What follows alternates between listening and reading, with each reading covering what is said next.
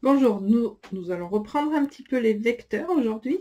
Donc les vecteurs, ils sont dans ce livre, les maths apprivoisées 2. Ce sont des vecteurs dans un même plan. Donc, commençons simplement, hein, à la page 139-150. Donc je vous donne, par exemple, un point A qui est positionné en 2, 1. Du coup, A est là.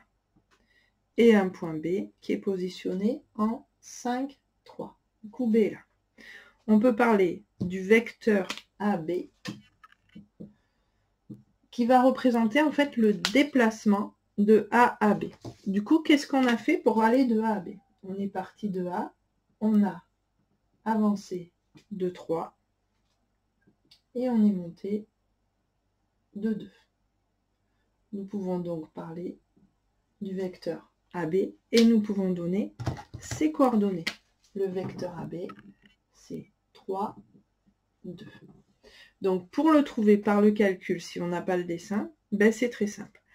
Donc, en fait, j'essaye toujours de trouver des choses qui marquent les enfants pour qu'ils réagissent et pour qu'ils s'en souviennent. Donc, je leur parle de religion et je leur dis que les prophètes, ils ont tous dit que les derniers seront les premiers. Donc, ici, le vecteur AB, ben, c'est tout simplement les coordonnées de B moins les coordonnées de A. Donc, les coordonnées de B, on va les écrire de suite, moins les coordonnées de A, moins 2, moins 1. Et nous trouvons bien AB qui a pour coordonnées 5 moins 2, ça fait 3, et 3 moins 1, ça fait 2. Donc voilà, nous avons bien ici 3 et ici 2. Alors, après, nous parlons de norme de vecteurs. Donc c'est très simple, la norme de vecteur, du vecteur AB, en fait, c'est la distance de A à B.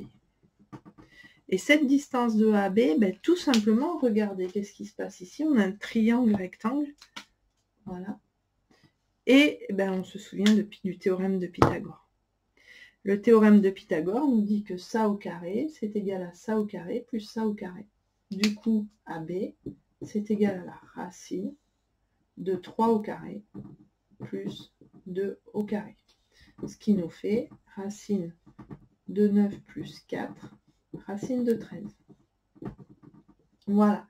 Donc ça, c'est vraiment, très souvent, on ne fait pas la liaison avec le théorème de Pythagore, hein, et c'est important, c'est dommage parce que le théorème de Pythagore, vous l'avez énormément travaillé quand en quatrième, troisième, et en seconde, quand vous attaquez les vecteurs, on ne vous en parle plus. Et c'est dommage. Voilà, comme ça vous savez que vous savez déjà calculer une distance. Les vecteurs, donc je rappelle, dans ce livre, les maths apprivoisées 2, ça commence à la page 139 et il est en vente sur ce site. Bonne journée, au revoir.